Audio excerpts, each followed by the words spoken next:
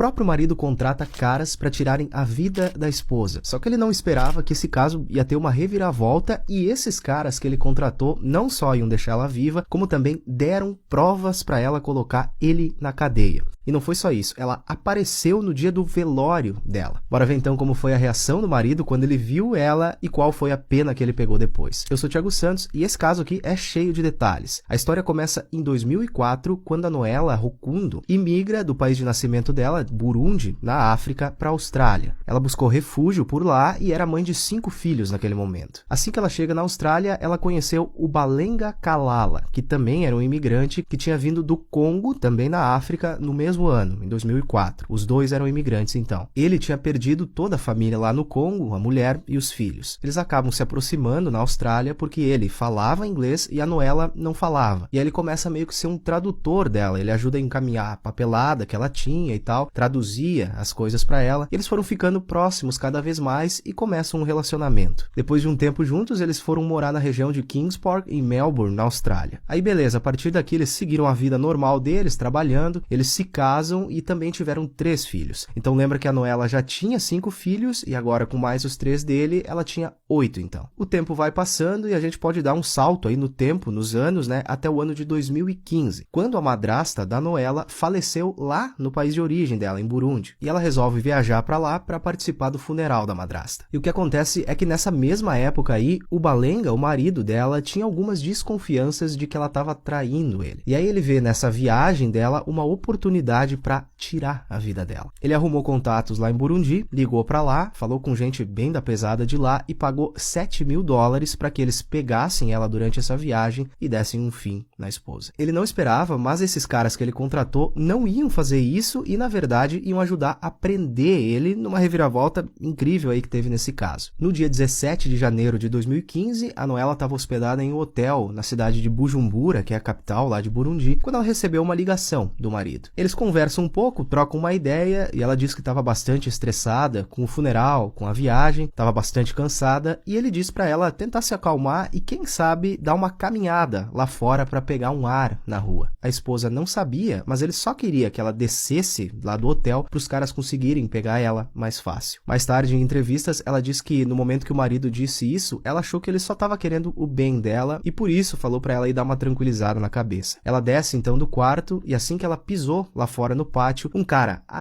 já encosta nela, manda ela ficar quieta e vir com ele. Esse cara leva ela até um carro, tinham mais 2 homens desconhecidos lá dentro, e esse carro, segundo ela, viajou por cerca aí de 40 minutos até um cativeiro. E no momento que ela achou que era o fim dela, é que começa então todo o cenário inesperado desse caso. Um 4º homem aparece nesse cativeiro, esse homem eles chamavam de chefe, e eles começam a perguntar para ela por que alguém teria o interesse em tirar a vida dela. Ela até se surpreendeu, ela não sabia responder, disse que não tinha problema com ninguém e nesses mesmos momentos ali eles ligam para o marido dela e ela fica completamente chocada quando ela ouve a voz do marido do outro lado da linha pedindo para eles terminarem o serviço. Mas para surpresa dela, esses caras aí disseram que não iam fazer nada com ela porque eles não tiravam a vida nem de mulheres e nem de crianças. E além disso, algumas fontes aí de notícia relatam que esses caras que o marido contratou conheciam um irmão da Noela que ainda morava lá em Burundi. Então por isso que pouparam a vida dela. O chefe dessa gangue ainda tirou proveito da situação, ligou mais vezes para o marido e pediu mais dinheiro para eles completarem o serviço, e o marido transferiu e o valor que era de 7 mil lá no começo da história chegou a quase $10.000. Eles mentiram para ele que iam fazer o serviço e na verdade seguraram a Noela por mais 2 dias nesse cativeiro e depois libertaram ela na beira de uma estrada e sabe o que deram para ela? Deram um cartão de memória com as conversas que o marido teve com eles e vários recibos de transferências de valores dele para esses caras. Eram exatamente as provas que ela precisava. E ainda orientaram ela para ela sair o mais rápido do país, porque outras pessoas não iam poupar a vida dela como eles fizeram. Enquanto isso, na Austrália, o marido estava fazendo todo um teatro. Ele inventou que a mulher tinha perdido a vida em um acidente durante essa viagem para Burundi e não voltaria mais para a Austrália. Ele organizou um funeral para ela mesmo sem o corpo. A Noela pega um avião de Burundi e chega na Austrália no dia 22 de fevereiro de 2015 e ela já tinha um plano montado na cabeça. Ela queria aparecer na frente do marido bem na hora desse falso funeral. E foi isso que ela fez. Só que ela esperou que todos os convidados saíssem dessa cerimônia e quando o marido estava sozinho, ela simplesmente apareceu ali na sala.